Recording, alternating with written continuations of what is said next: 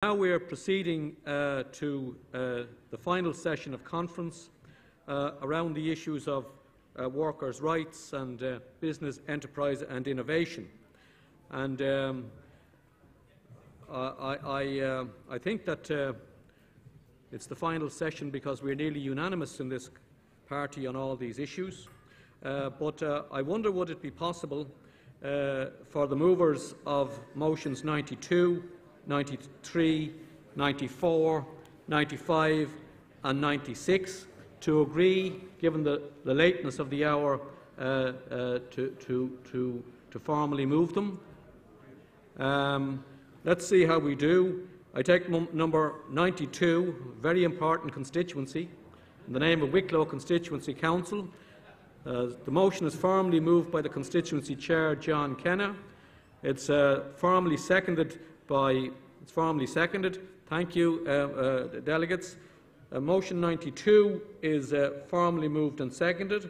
Motion number 93, in the name of Sandyford Branch, firmly moved. Alex, thank you. Is it firmly seconded? Firmly seconded, Dermot. Thank you. And motion number 94, calling for a 6-hour day with no loss of pay, which is being moved by the NUI Galway branch in Galway West. Is there anybody here from the NUI Galway branch in Galway West? So then the motion falls. So then, is there anybody here? Are you from the NUI Galway branch? No, your first cousins doesn't do here. So motion number 94 falls. Motion number 95, in the name of the Labour Trade Union section. Is there anybody here from the Labour Trade Union section? I see Willie Hamilton. The motion is firmly moved, is firmly seconded. Thank you, Andrew. And motion number 96, in the name of the Gralton Leitrim branch, moved by John Feely. Is there somebody to formally second it? Take it as firmly seconded. So, in the context of the panel discussion, which Fiona will be chairing, we can deal with motions 92, 93, 94 is not before the floor. Fiona, it has fallen. 95 and 96. And before we hand over to Fiona to chair the panel, I want to call on the chair of standing orders to move standing orders report number 6 in relation to time. Yeah. Good. I think it's afternoon, delegates. Standing orders proposes extending conference until 1:45 at the discretion of the chair. Is there a seconder for?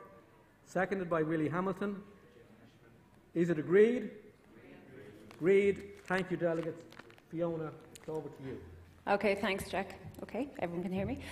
Good afternoon, comrade delegates, and I admire your resilience and your enthusiasm to stay for the last session of conference.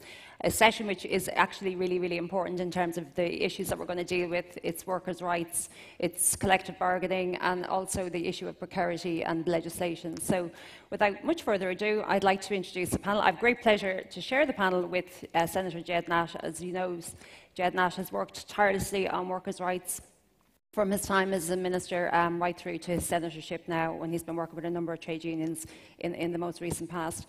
To my left is Brian Nolan. Brian is the Deputy General Secretary of the biggest craft union in the country, Connect Trade Union, and he is no stranger to the issues of precarity and bogus self-employment in the construction industry.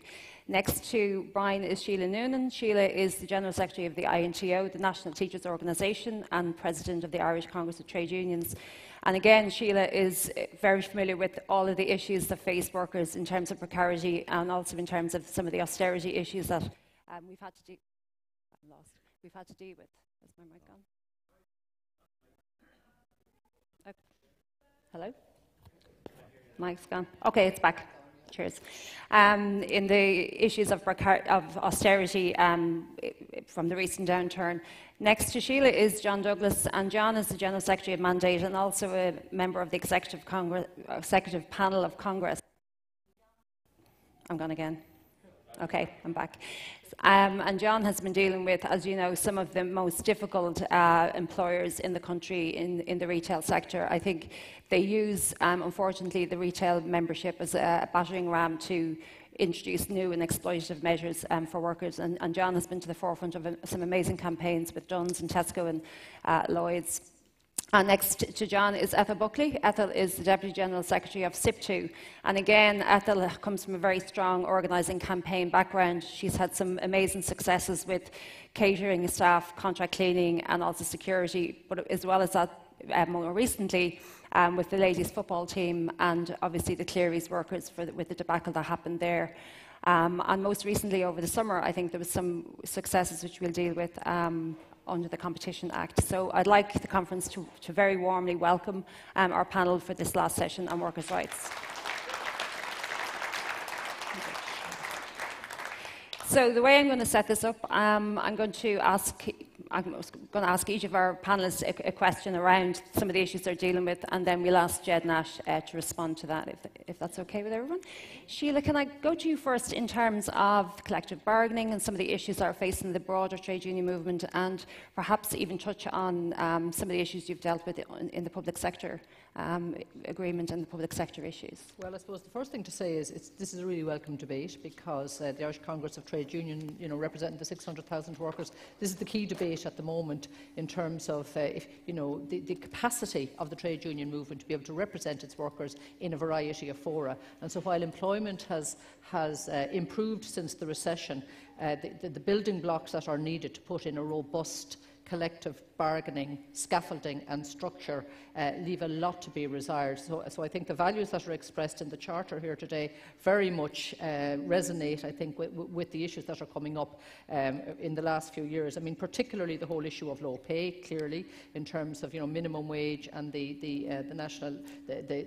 low pay commission work in particular, and that's been very useful. But the legislative pieces, I think, are something that Congress really wants to see progressing, because with all of the organising, unless we can get the actual legislative base for that representation, that is going to be difficult. I mean, there's no doubt about it, the uncertainty, the insecurity in Irish society brought about by low pay is not good for Irish society. On a wider front then, Fiona, you will be aware that not just has the low wage, low pay economy impacted on everybody, but it's seeping out into issues of childcare, it's seeping out into issues of homelessness and housing. Mm-hmm. So it's actually contributing to constant inequalities. Clearly in the public sector side, we're washing out some of the worst incidences of the recession. In our own union, you'll be very aware that there's been a very contested debate about pay inequality over the last, and that's not over yet.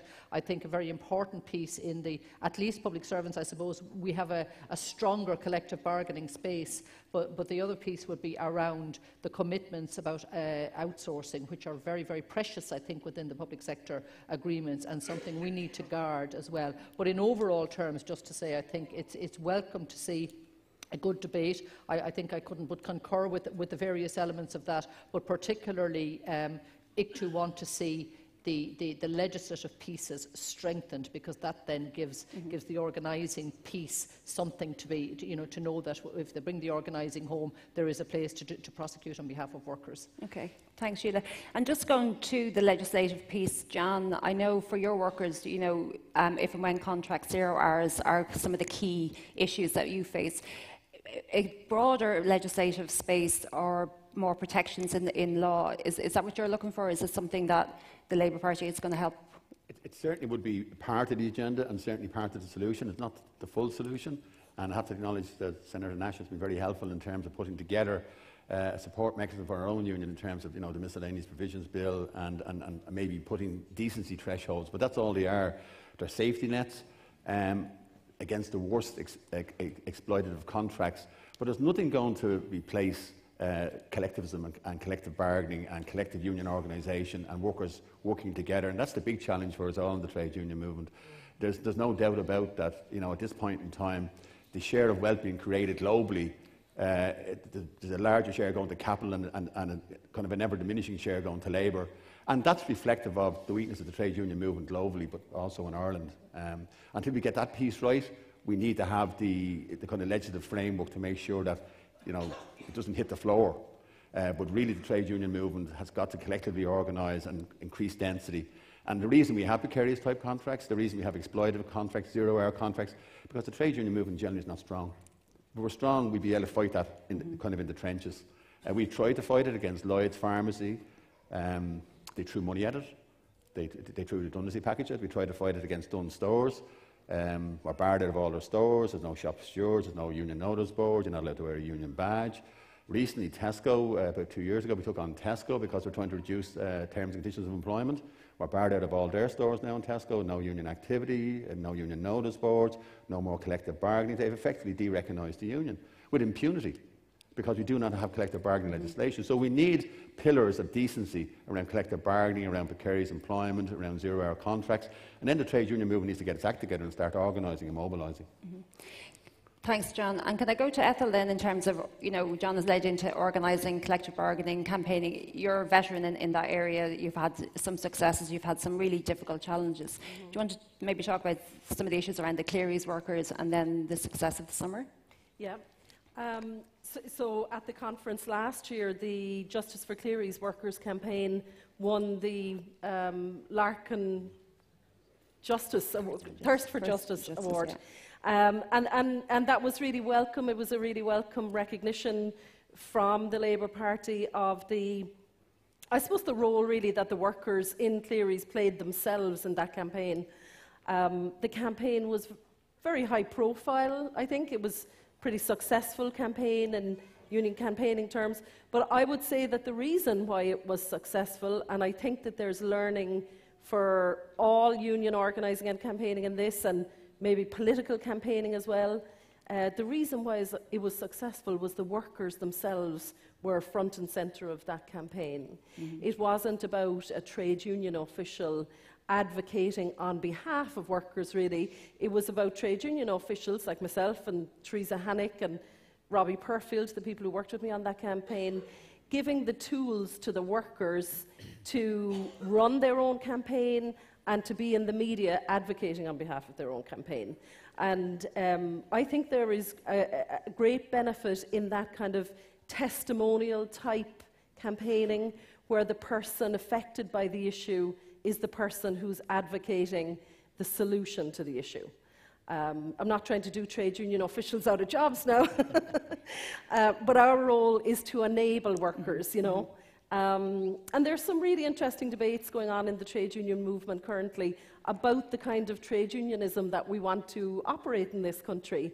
I suppose it's fair to say that we had a number of decades of a more kind of servicing style trade unionism, and some of the unions affiliated to Congress are now trying. It's difficult. I know John's union is trying, our union is trying, Connect is trying, the INTO is trying to move to a more recruitment and organising focused style of trade unionism.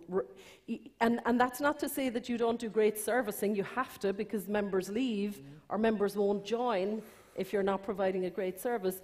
But we're very focused now on ensuring that people are joining our unions in unionised workplaces and in new workplaces. Because the greatest challenge facing us is not even a legislative challenge, I would say.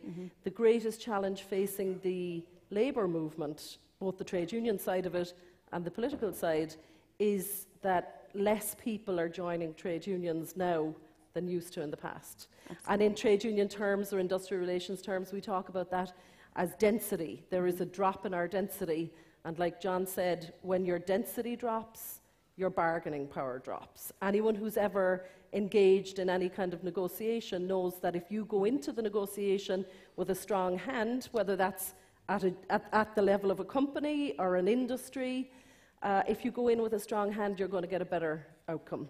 So the challenge for us really is to convince workers to come with us and to join us and to organise their workplaces. It's very challenging. There are so many. There are legislative barriers in this country, but there are other barriers as well. I would say a big one is the media. The mainstream media does not give trade unions a fair shake. But we have an opportunity now of making our own media, which is great in the new kind of digital media age. So there are some initial thoughts on union organising, Fiona. Thanks, Ethel. And before we deal with some of the issues that everyone has raised, I want to go to Brian and ask Brian about the construction sector. I mean, you took a massive hit in the downturn. That some other changes have happened in terms of bogus self-employment. There's some moves around that. So do you want to talk absolutely. to us about the members? Connect Trade Union is Ireland's largest craft union. Mechanical, electrical and construction workers. We work closely with the other construction unions, SIPTU, UCAT, as I say, would have been a standalone union, now part of Connect, the Bricklayers Union, BATU, OPATSI and Unite, in respect of the issues that we, I suppose, have adopted in the wake of the last recession. But bogus self-employment being one of them is not a new phenomenon. It's something that's been rebranded and repackaged. It effectively came from the structures of revenue allowing individuals to address themselves as self-employed when in fact they're not, and paying their tax in a way that denies the exchequer and the individual the full benefits of paying tax and social insurance. Moving that on to post-recession, it's now an open phenomenon insofar as you can go onto Facebook today and you can look at various different recruitment agencies who will offer you employment on the construction side, offering one rate to become a PAY employee and another rate to work as self-employed. So they're quite brazen and open about this. The difficulty we've had, I suppose, structurally is that the Labour Inspectorate isn't manned sufficiently to deal with it. And Revenue may very well, in my opinion, look at this as a way of getting some tax rather than no tax, as opposed to, say, the anecdotal tales of people signing on a Monday and then going to work in the afternoon. Those days don't have to happen now because the individual can pay their tax in such a way that it's efficient for everyone bar the state. There's an education process we've been involved in for the last number of years, both educating employers and workers. It would be unfair to say that it's at the foot of every employer. I mean, there are a lot of workers, and we've raised this many a time with different departments on publicly funded jobs in relation to the standard of work. And the reason the standard of work has slipped is, by and large, because individuals as self-employed do not have to prove qualification and standards. So when you talk about craft workers, you're talking about young workers initially who serve an apprenticeship, qualify very well skilled. I mean, we're talking about apprenticeships that are world class. Ireland can boast that with no competition. And that's obvious because a lot of our workers travel the world and are adopted all over the world because of their skill sets. They then move on into the working life with a qualification, a statutory qualification that we give apprentices come tradespeople. The problem with bogus self-employment is anyone comes into the market, portrays themselves, and in my opinion this has become more evident in the debacle that is the schools issue. Yeah, the schools building, and it's not confined to schools. I mean, we've raised issues with various ministers and departments on hospitals, schools, and various different projects. So we would continue to have concern. The bogus self-employment is not just about the bottom line in terms of rates of pay and so on. It has a huge impact on that, but it has a bigger impact in terms of the structure of apprenticeships, the structures of the workforce, standards and regulation. So moving it on, in terms of the impact, we're talking about individuals who are self-employed are not paying a proficient amount of social insurance. They may pay as an employer but not as an employee. And we've worked with Senator Nash in terms of the input we've put into the bill he has. And we do see this as an extra step to get where we need to be. John's right in what he says, though. I mean, we can't rest purely on legislation because people break the law. That's a fact. We have a minimum rate of pay. We have sexual employment orders which give guaranteed rates of pay. And funny enough, I was just looking at bits of the conference yesterday on TV and the conversation about gender pay equality. We have sexual employment orders that don't discriminate. And yet we have bogus self-employment which obliterates that. So it's very important that we do attack the concept of bogus self-employment or any model that's used by employers, whether they're agencies, subcontractors, whatever they might be, whether they're on publicly funded jobs, large-scale FDIs. We have laws. We're looking to further enhance them through this bill. It's important that people are held accountable, and the government should be reminded, and whichever government that is in the future should be reminded, that we need to pursue absolute compliance with those pieces of legislation. Thanks, Brian. And I think some of the issues that everyone has raised, I think some of the issues that everyone has raised on the panel so far this morning does appear in the Decent Work for All document that we have been working on with Senator Nash and the Policy and Planning Committee and the Labour Trade Union section. So we're delighted that some of the key issues that the trade union movement are hoping to progress, that we can work with you on that. So I just ask Senator Nash now to respond to some of those issues. Firstly, I just want to thank our colleagues from the various unions for joining us this morning. I've had the great pleasure over the last few years of working hand in glove with many of you to try to do our very best to develop that floor of decency beneath which no Irish worker or no Irish citizen should be allowed to fall. And I think we've had some success in doing that. But clearly, in some respects, the state hasn't gone far enough to ensure that that floor of decency is protected and enhanced over the next period of time. This weekend, at this conference, I was really gratified, and I mentioned it on Friday night, that 1 in 5 of all motions refer to workers' rights, employment protections, and enhancing our social protection system to protect the interests of people who don't have work and who wish to work. And I think that's an important restatement of our values as a party. But it's up to us, of course, to put meat on those bones, to bring the legislative solutions forward and improve that regulatory framework. And that's what we're trying to do day in, day out. We can't end poverty, as is our historic mission in the Labour Party, if we don't ensure decency in the workplace.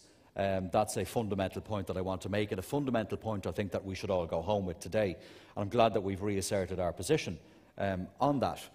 We did introduce new collective bargaining laws back in 2015, and they went to some degree to providing a framework within which trade unions can organise and prosecute cases in the Labour Court to try to organise for recognition, collective agreements and so on. But we would accept, of course, while it is a step in the right direction, it's far from the utopia that any of us on this platform or indeed in the audience would desire to have. And in this document we state very, very clearly, and myself and Jack O'Connor, our party chair, and others in the party are working on ways in which we can enhance that legislation in the first instance, but also, I think, meet that historic challenge of ensuring that we've got a constitutional framework in this country that ensures collective bargaining rights for everybody and trade union recognition as a basic right and entitlement for every single citizen in this country. And I want to restate our commitment to that here today. We have sectoral bargaining provisions in, of course, the 2015 Act that Connect Trade Union and SIPTU have used very, very cleverly. It probably covers maybe about 70,000–80,000 workers at this point in time, and that's a very, very positive thing. Introducing new statutory minimum pay rates for construction workers across lots of different grades. I know, Brian, you're working at the moment on a potential new sectoral employment order for electrical workers.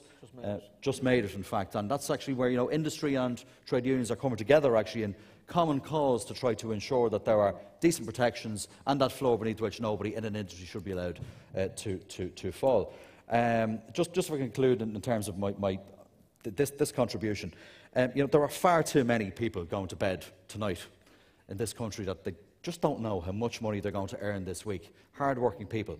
Don't have income security, no idea, no certainty around the hours that they're going to work. And I'm very proud of the pioneering work that this party did in government to launch an all-out assault on low hours work, 0-hour contracts and if and when contracts. And we worked very closely with Congress and with John, in particular when John was President of Congress, to work with the University of Limerick originally to bring that report to government.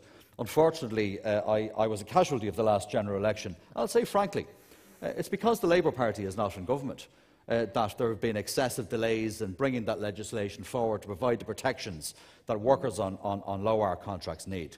We have legislation before us in the Oireachtas at the moment, the Employment Miscellaneous Provisions Bill, that will include banded hour arrangements for workers, will ensure that the top 5 terms and conditions of your contract, you'll be provided with them on your first week in the workplace, important protections. But in my own view, that doesn't go far enough. And to be frank, this legislation, and Regina Doherty, the current Minister, the Fine Gael Minister, is only going as far as IBEC will allow her to. This doesn't deal with the fundamental point of if and when contracts. this particular legislation will not give protection to if and when workers, because in order to enjoy the provisions and the protections of this legislation, you need a contract to defend. And if you're an if and when worker, you have no idea whatsoever what hours you're going to work that week or that day, for example. You have no protections whatsoever. There's no what we call mutuality of obligation. The employer has no obligation to you to give you any hours or to explain to you why you're not having hours or to compensate you for those hours, and you have no obligation to him or her either. So my fear is that if and when contracts, because they're not covered in this legislation, that those arrangements will become the contractual or the arrangement of choice, I might say, for bad employers. And we all know in this hall, and our colleagues here on the platform know only too well, that there are enough employers in this country who are prepared to exploit those loopholes, and that's a loophole that cannot go unchallenged.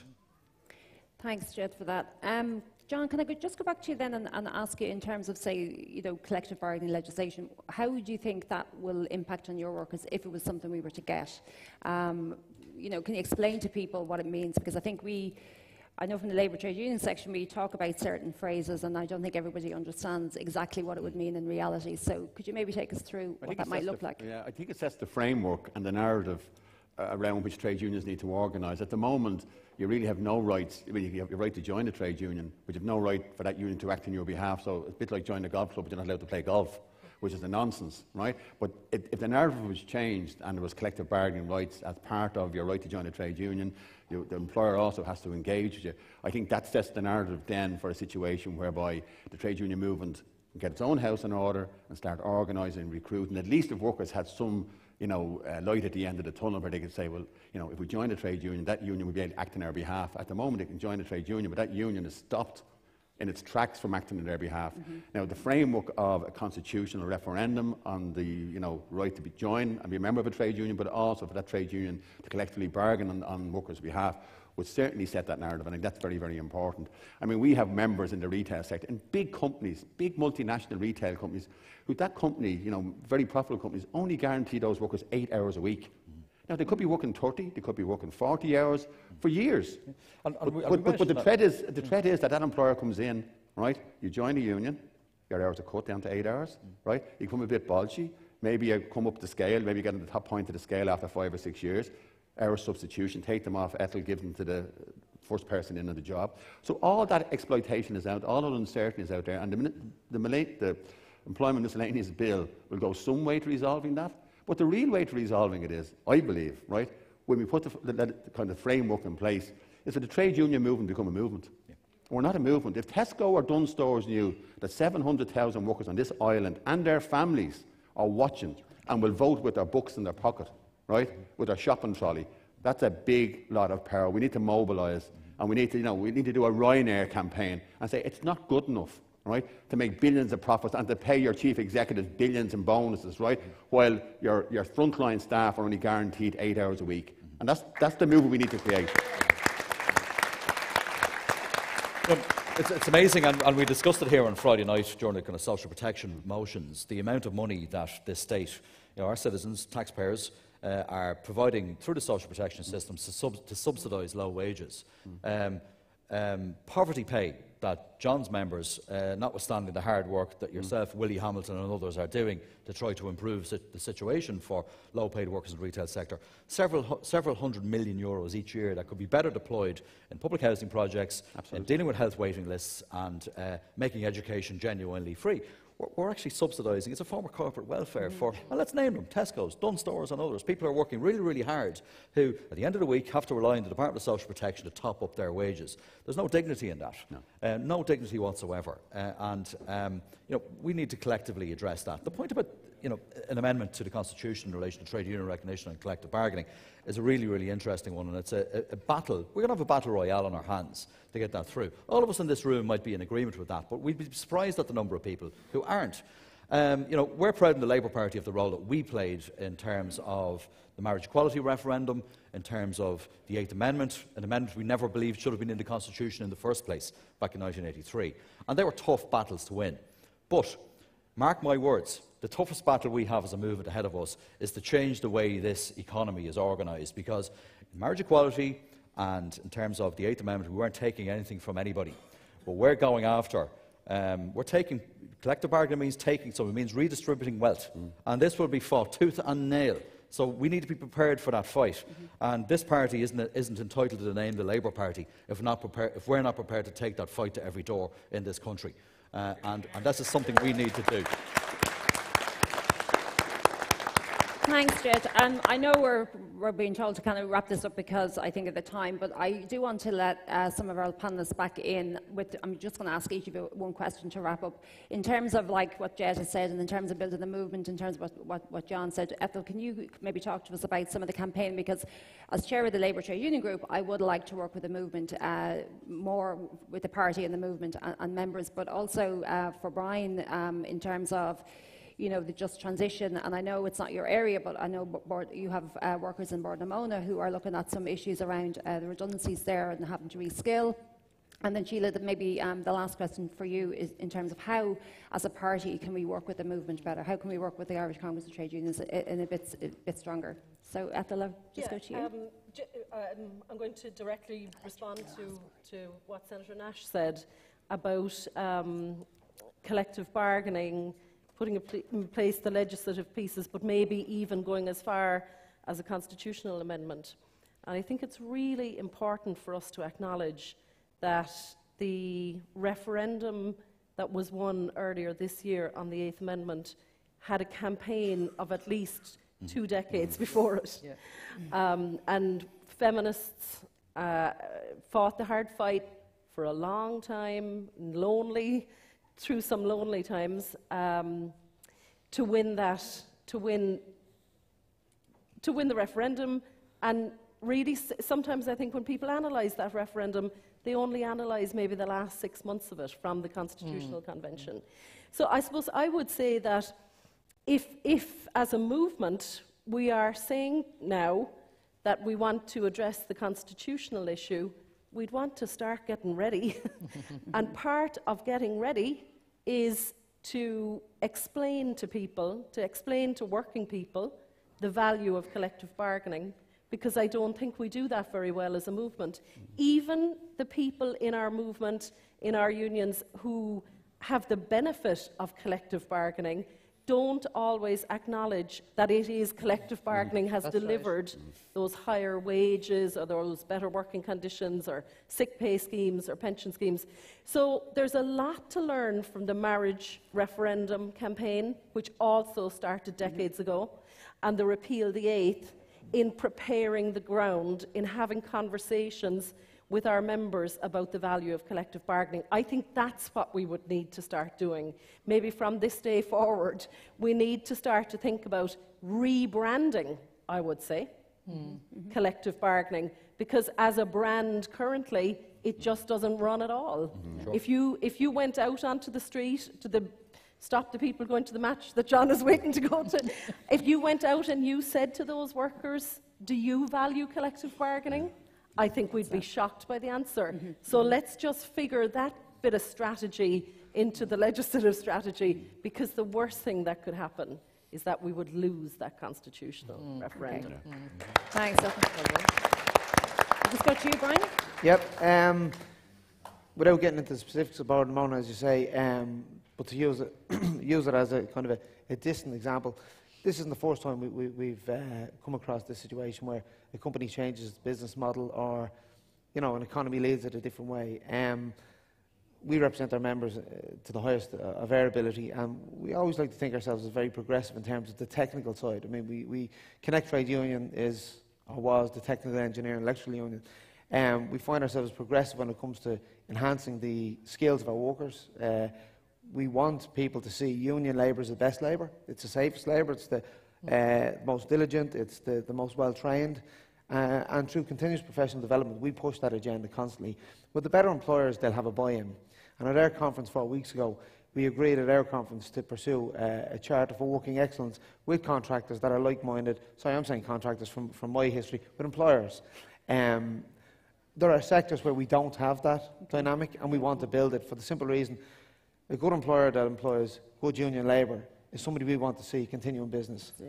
The rest of them, if we have to meet them at the gates or fight them on the beaches, that's what we'll do, because we're a trade union. And we reserve the right to fight the good fight. But in terms of these skills deficits and shortages, if we can meet it to stave off the concept of a company going out of business and ultimately our members losing their jobs, we'll do whatever it takes for our members. Okay, thanks, Mark. Thank you. Sheila, just in terms of working together? Well, I think one good example, it's important kind of to have a degree of optimism, because I think the last decade has been a hammering one in relation to things. Well, first of all, I do think that the pieces that Senator Nash referred to around 2015 have given, as you say, albeit a little bit, but I just want to divert to the Raising the Roof campaign, because we've been talking here about how you build movements as opposed to siloing individual things, and I think it's a very good example. Now, there was a lot of hard work, and Fiona, yourself, you were very directly involved in bringing the elements together. But I think we were all very pleasantly, first of all, gratified by the response of the trade union movement, the political parties, NGOs, and then the citizens of Ireland who turned out on the day. And that piece of legislation, or that motion, albeit, but it was a very good, powerful signal that if things work together, you can achieve something. And I think it is, I think it is those broader kind of pieces. Now, I agree with Ethel. I think it is very difficult to find the language, because the language is so polarised at the moment. So you have something called the squeezed middle. So therefore, who's ever underneath the middle, it's only because of them you wouldn't be so squeezed, because it's corporate welfare. Like we kind of buy off one against the other. The people who are in poverty traps are finding it very difficult, because they've been sold that if flexible work might cut down on your childcare costs, so you can work this number of hours so you can go home and mind your children. The future of work in relation to John's sector, where retail is going to go into the future, which has become invisible, and everybody in Ireland wants the lowest common denominator and the cheapest product to buy without any thought for where the workers are warehoused in areas. So, there is a lot of challenge, but it is the simple point about telling people that, first of all, from the workers' perspective, if you're in a union, it is a good place to be in terms of getting yourself out of that trap. But telling Irish society that actually it's a very civilised thing, because the taxpayer ultimately, if you keep people in poverty, you're going to have to continue to provide in a social protection net. But there is, I agree, I think there's great scope for much more collaborative work in terms of the lobbying, in terms of influencing policy and decision making, in terms of platforms as Raise the Roof has demonstrated without a shadow of a doubt, but maybe to re-examining the very simple messages that we have to do. But I would be optimistic. I think the demographic of this country have illustrated in recent campaigns, although long be it, that we can do that. Thanks, Sheila. And I think the housing was a really good example of sharing policy and values from the Congress Charter and the Congress policy and the Labour Party. Jed, we're going to wrap the session up now. So, Jed, final word on this? Look, I want to thank our colleagues for joining us and for enlightening us with their views. It's a relationship that I value personally and politically, and that this party very much values, and we want to build on that. We work day in, day out with one another. I had the pleasure of speaking at the Connect Trade Union Conference just a couple of short weeks ago. I've just about recovered. It was excellent socially as well as politically. And we spoke about the future. I mean, for us as a party, one of our important foundational documents, and one of the important foundational seminal documents in terms of the creation of this state, was the Democratic Programme, drafted by Tom Johnson, Colin Shannon, O'Brien and others. And it's very interesting. We had a discussion on Friday night at the Connolly Cafe, and I was contributing to that. And we were talking with Paul Gates about various versions of the document. And one of the earlier versions that Johnson wrote was very, very strong on trade union rights and collective bargaining, but got watered down by Sinn Féin and other elements, we'll say, that were active in society at the time. We still have that challenge, and that's our, I think, historic and fundamental mission. We differ sometimes as a movement. That's healthy, but we have more that unites us than divides us. And I'm prepared, and I know everybody in this room and the party broadly is prepared to work with everybody here to try to make this society better, more just, more equal and more decent. And we do that by working together on enhancing collective bargaining rights and looking to the future as well. We are, just in conclusion, working probably uniquely as a political party because we are, I think, a party that, not just of protest, but of progress. And we take on the responsibility. We are looking very deeply at the challenges around the future of work, what that means for how businesses are organised, but more importantly, how we apply the historic wins of the labour movement in terms of minimum wages, in terms of minimum terms and conditions, legal frameworks around collective bargaining, how we apply that to new ways of working. And we can't be lax on that. This is happening today, as John, you know, in terms of retail and so on. And we've made some good starts in that around, for example, the Competition Amendment Act that myself, Ivana Bacik and Ethel worked on around collective bargaining rights for very exposed freelance workers, and the work we're doing with Brian around bogus self-employment, because independent contracting is going to become a deeper feature, I think, of the labour market, and we need to make sure there are protections there for people who are working hard for a living who need those protections. Thanks, Fiona. Thanks, Jed. And just before, a very warm applause for, I think, our panellists who are working on behalf of all workers in Ireland. This is not the last panel discussion. We're going to ask our next set of panellists to take the stage. I'm going to wrap up this session, but I have to, I think, entertain you for about a minute or two until we get the next set of panellists. I didn't agree to this at the start, but anyhow, I really appreciate your time to sit and talk to us, because the next group of panellists that we're going to talk with are actually trade union members, but also Labour Party members, and some of whom are putting themselves forward as councillors in elections. So they are, we're looking at people who are bringing the two together in terms of the work that they're doing for the party. And we'll hear their views on the decent work document, but also some of the issues that they face in their constituency, but also in their workplace, because they all work for the trade union movement. So I'll hand over to Jack for the minute. Thanks, Fiona, for thank you. It just struck me that the numbers in the hall are depleting so rapidly that perhaps it would be better if we took decisions on these motions now, which I think are non-controversial. Ethel Buckley asked me outside, how did you manage as chair of the party to allow the issue of people's rights at work to be discussed at the death? And actually the reason is because unlike most other parties, all of them maybe, there's no need to convince anyone in this party on these issues. There's absolute unanimity on these issues. So just take motion number 92 in the name of Wicklow Constituency Council. All in favour, please show. All against? Absolute unanimity. Motion number 93 in the name of Sandyford Branch and Dublin Rathdown. All in favour, please show. All against? I declare both motions carried with absolute unanimity. Motion number 94 fell because there was no mover. Motion number 5 in the name of the Labour Trade Union section. All in favour, please show. All against? Again unanimous. I declare the motion carried. And motion number 96 in the name of the Gralton Leitrim branch, Sligo Leitrim. All in favour, please show. All against? Again, I declare the motion carried. Thank you, Fiona. It's over to you.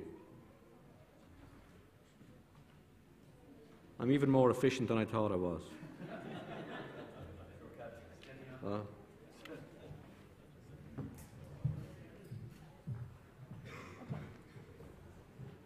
Okay, delegates, we welcome our second panel. I don't need to introduce you Nash again. So to my left is Grace Williams.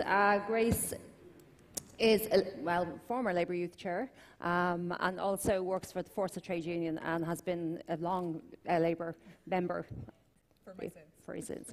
Next to Grace is Alison Gilland, and you'll know Alison is a Labour Party councillor in Dublin Bay North and Dublin City Council. Alison also works for the INTO and is very familiar with some of the issues around public sector workers, but also the issues around work in terms of her constituents. Next to Alison is Kevin Donoghue. Kevin's former president of USI and currently works for the Force of Trade Union as well, and I think he represents members in state enterprises. Yep. And finally we have Aideen Carberry. Aideen works for the SIPTU Trade Union, and Aideen is active in the Dublin South West constituency, and you'd be familiar with Aideen. She's been on the podium several times this weekend moving and speaking to motions.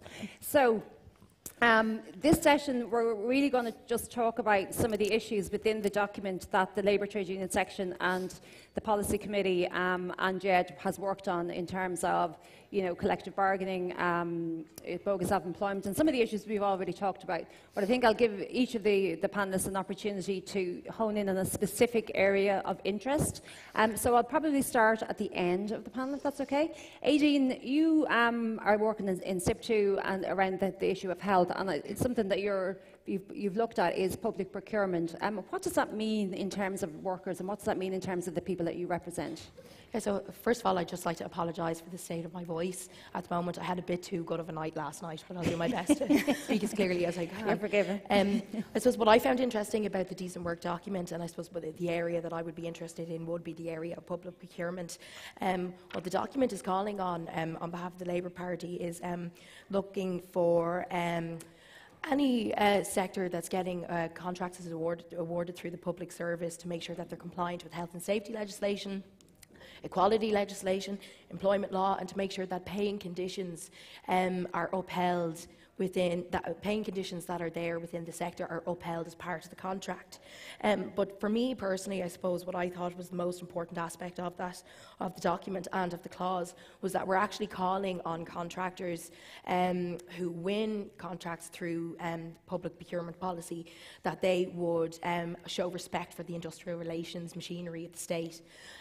Myself, and I'm sure any of the colleagues here and some of the speakers before alluded to it as well, anyone that's used to representing workers within the public service or in sectors that, say, would traditionally win contracts through public procurement, they'll be very familiar with the challenges that we face when those types of, when you can have like rogue employers or difficult employers winning those contracts, because they have a tendency to undermine decent and robust, say, public service agreements that public unions work very hard to win on behalf of their members.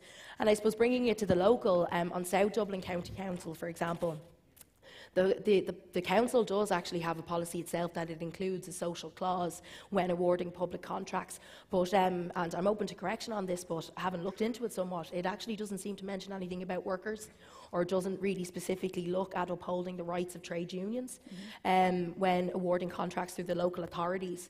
So I think that's something that actually we need to challenge on a local level as well, because I think it's important as people in this room that are not only trade unionists but involved in the Labour Party, that we would make it our job to go out and tell people the importance of those jobs being good, decent, unionised ones. A lot of people think it's nothing to do with them if a contractor that's a bit of a rogue employer wins a contract. It's our job to go out and actually educate people to say, look, no, it does affect you because it affects the standard of jobs in your locality. Okay, thanks, Aideen. And I think it's really important that you've raised that issue, because the Labour Trade Union Group certainly want to work with councillors and other people in different constituencies to look at some of those issues. So I think that's something for the work programme of the future of that section. Kevin, can I ask you then about decent work? I know you're interested in the pillar of decent work itself. So do you want to talk to us about how that impacts on the people that you represent and maybe your future constituents in the next round of elections? Yeah, well, I think it's great to see it as one of the key pillars in the document, because I suppose, and decent wages is another one. I think you can look at your pay slip at the end of the week or the end of the month, and you know whether or not your wage is decent, or you can talk about it. I think it's a little bit less tangible when it comes to talking about decent work, and I think that's a difficult issue to tackle. I think as a trade union organiser, one of the statements that I most frequently use and hate to use is that it's unfair, but it's not illegal for your employer to do that.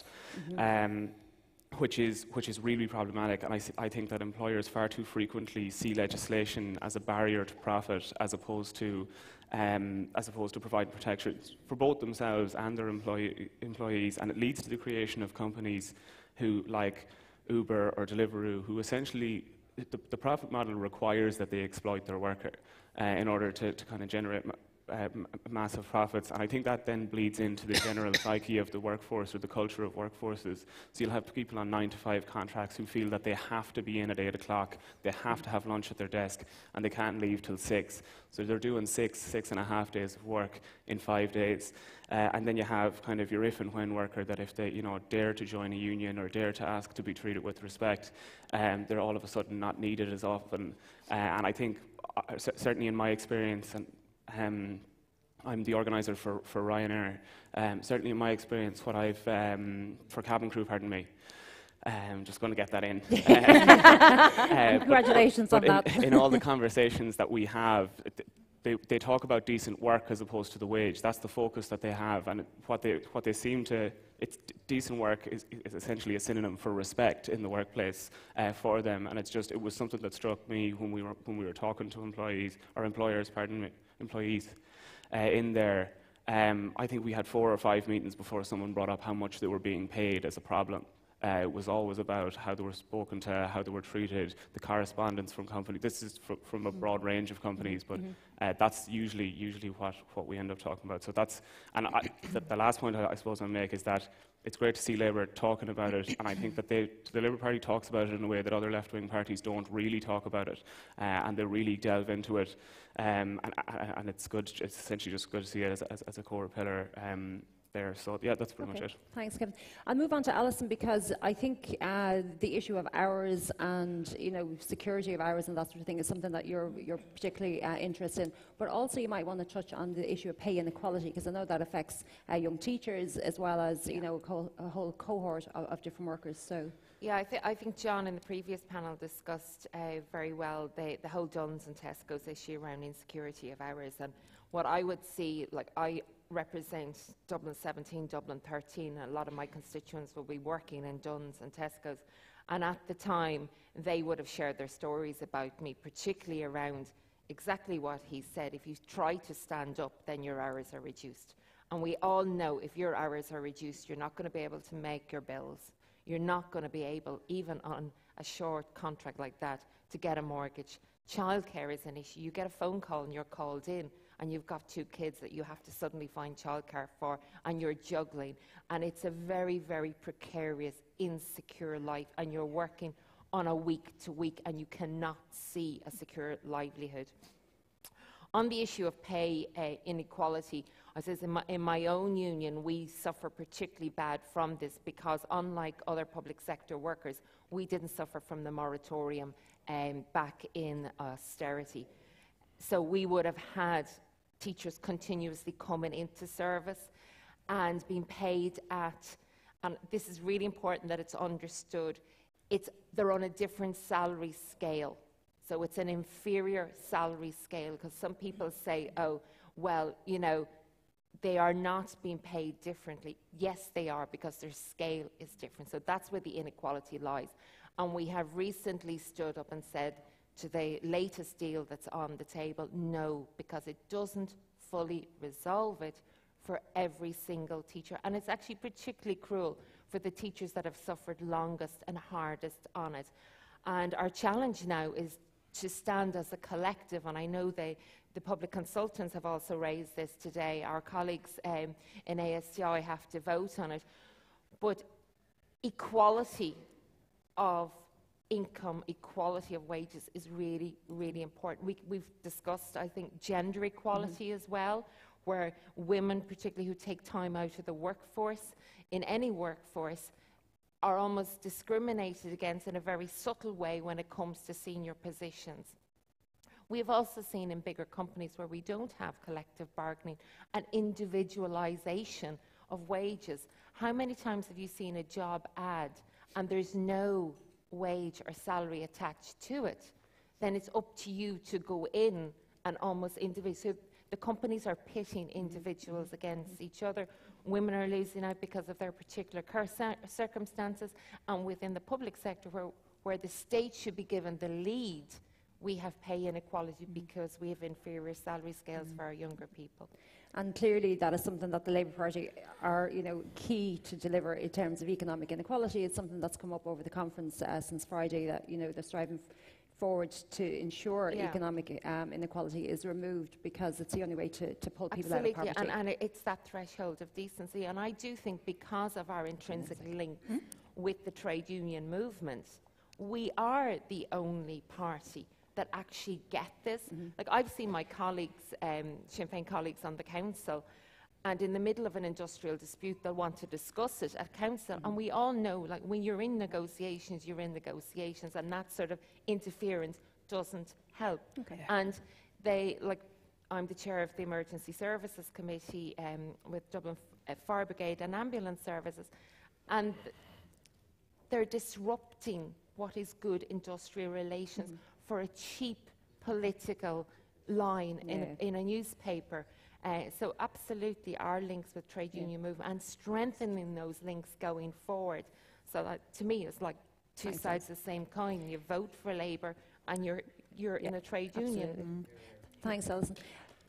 Can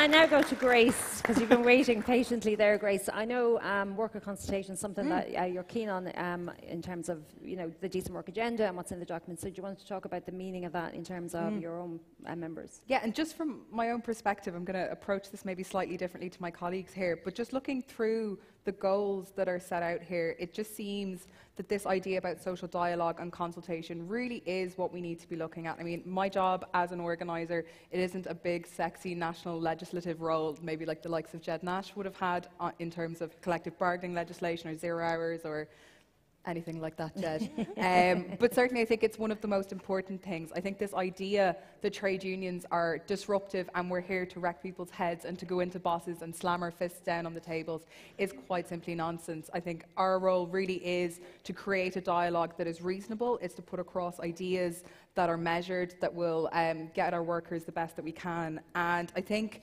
really and truly ensuring that we have better protections to ensure social dialogue is the only way we can actually move forward with that. We have industrial relations mechanisms in this country which operate on a volunteer basis, and really and truly it makes it extremely difficult to get things done. You can be months organising in a workplace, asking people to join the union, explaining what it is we can do. We can organise around an issue. We can go into your management. This is how we can fix something.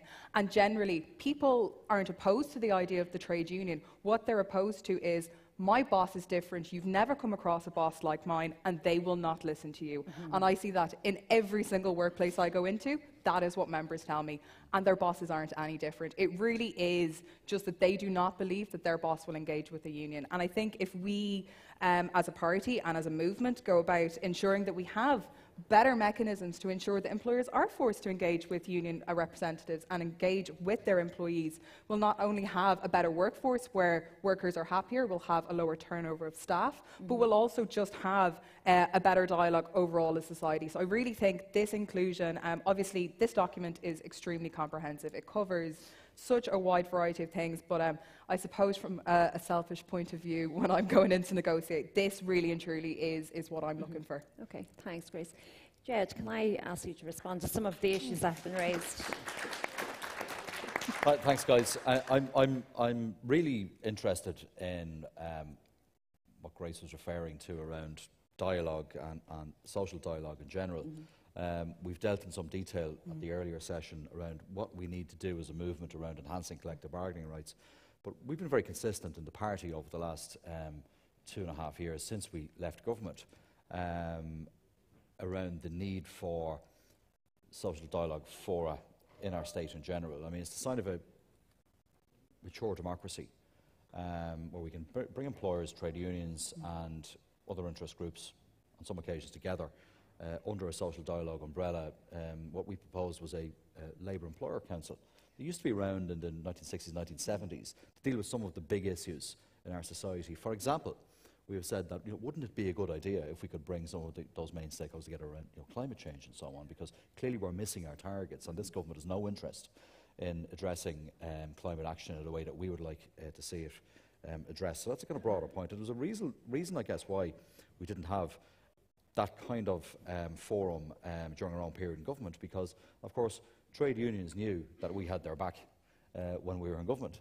There's a reason why, notwithstanding the fact that they were very difficult years for some people who are representing workers, we did our very best with our colleague Brendan Howland to ensure that there was that flow of decency in the public service. We weren't outsourcing or privatising public services.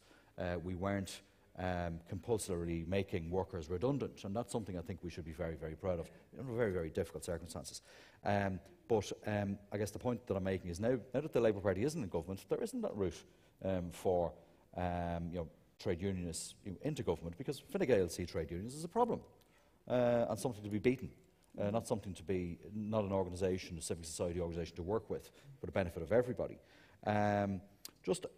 I'll just conclude this. I've probably gone on a little too much in response to what Grace said. I think we need, as an organisation, as a party and as a movement, to understand that when we make political decisions or develop policy, we need to stick with it.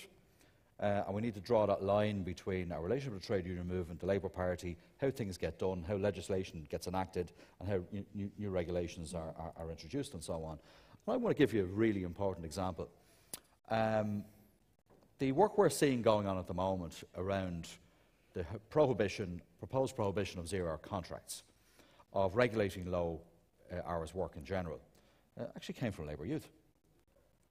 And Labour Youth can take great satisfaction in developing that idea with John Burton and with me around 2013-2014 to better regulate precarious work in Ireland. So you can be very proud, Grace, and Jack Eustace and others, some people who are in this room, we're keeping with that. And we're now finally going to see that bearing fruit very, very shortly. So that's the kind of action we take in this party, meaningful action that means something to people. We don't just hang around with placards and sit at home with our crayons writing on placards. We're a party of progress, not protest. We make a difference. And thanks to Grace and others, we've made that difference. Thanks, Jed.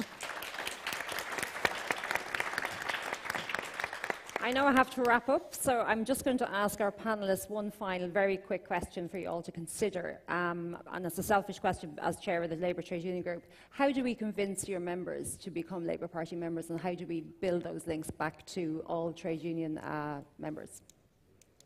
So, Grace. Wow. I mean, it's a very simple question, obviously. There's a prize. Look, prize. The best answer. So no pressure. Look, it's not an easy task, and I think everyone in this room is well aware of the challenges we have in rebuilding that kind of link. To be fair to the Labour Party, I think we have done incredible work so far on this, particularly with the likes of Jed's nomination from Congress. I think that kind of work is hugely important. Realistically, I think it goes the other way. If we have trade unions who are working on particular issues approaching the Labour Party, ensuring that the Labour Party is supporting the likes of the Lloyd's workers or whatever, if it's new entrants, whoever it might be, I think that kind of support is really appreciated because it is extremely difficult to get public support for union campaigns. So I think even having a profile through the Labour Party and through some of our public representatives is hugely important. Thanks, Grace. Alison? Yeah, I would support that as well. I suppose, speaking personally, like in my own union, I think there are 3 or 4 of us that are out as Labour Party members, advocates, activists. I'm actually, biggest culprit. I'm actually running for the General Secretary of my union at the moment, who Sheila has retired.